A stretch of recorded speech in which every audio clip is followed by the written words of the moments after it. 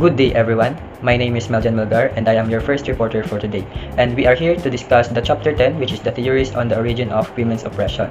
Learning outcomes. At the end of this chapter, the student should be able to state his or her own understanding of the roots of sexual discrimination and explain why discrimination is not necessary for the development of human civilization and how it evolved based on historical circumstances.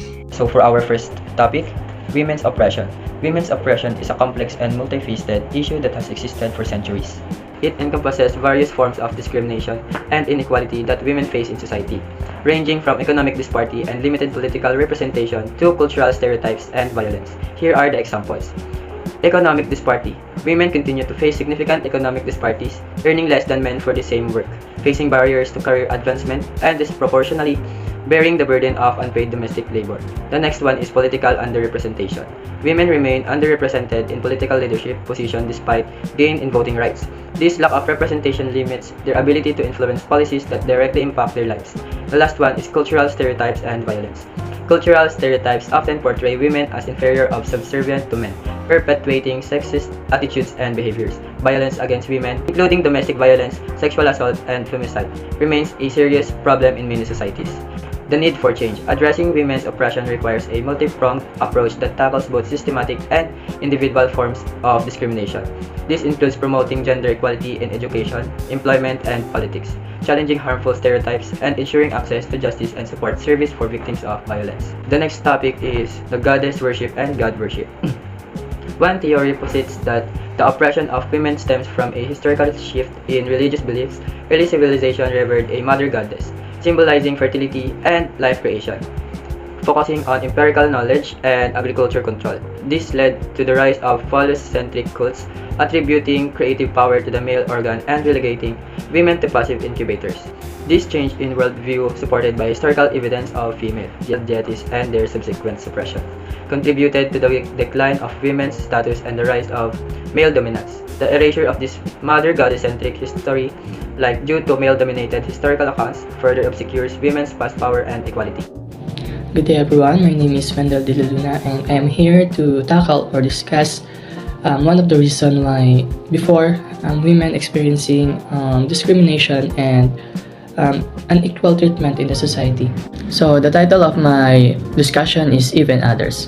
So ayun nga guys, no, yung mga naging dahilan kung bakit nagkaroon ng doubt ang mga tao sa mga kababaihan sa pamamagitan ng kanilang mga desisyon or kaya pamumuno. So nakita nga natin sa story ni Eve at ni Adam, which is si Eve ang naging dahilan kung bakit nagkaroon ang mga tao ng kasalanan sa Diyos, which is nung kinain nila yung prutas ang naging dahilan ng pagkakaroon ng kasalanan ng sangkatauhan sa Diyos at sa encourage niya kay Adam na kumain din ng prutas na yon. The same with Pandora, which is ginamit siya ni Zeus para maging dahilan ng pagkakaroon ng mga sakit ng mga tao, which is si Pandora ang nag-convince kay Epetheus na buksan yung jar na yon na ipinagbabawal naman ni Prometheus sana na buksan kasi yung jar na yon ay may laman na grief, which is old age, sickness, and vice.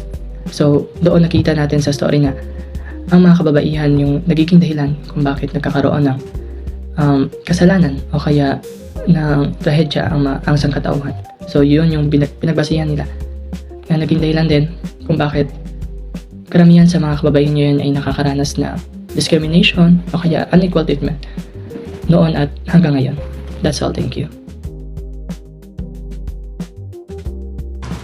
The shift to agriculture is likewise a plausible theory for the suppression of women. Although more stable than hunting and gathering, agriculture is still a difficult and risky source of food. It requires the investment of manpower and longer periods of work in one area for an extended amount of time. This manpower must be committed to the work and to the community that it is feeding. It was important to keep women at home to produce and raise children. Reproduction had to be protected and controlled, so women had to be watched. It argues that the transition to agriculture led to the suppression of women by restricting their roles to childbearing and domestic duties to ensure a stable workforce for the new farming lifestyle. This suppression was achieved through social control and limitation of women's activities and autonomy. Oppression is often justified by essentialist reasons. Essentialist arguments assert that the oppression of women is due to the nature of their gender or their socially constructed roles. Some people think of women as the lesser sex because of their biological makeup. Women are smaller and less bulky, hence cannot be good warriors, laborers, or athletes. They are fundamentally built for childbearing and child-rearing because of these bodies. It describes essentialist arguments used to justify the oppression of women.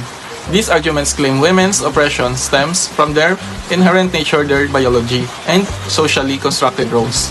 Women are deemed weaker physically and mentally, unfit for leadership or demanding roles, due to their bodies and perceived inherent characteristics.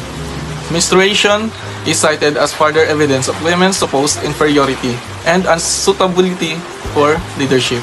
While women are currently considered the lesser sex, historical evidence suggests a time when they held central societal roles. The text emphasizes that change requires awareness of how women's oppression was created by systems designed to suppress them, not by any inherent weakness in women themselves.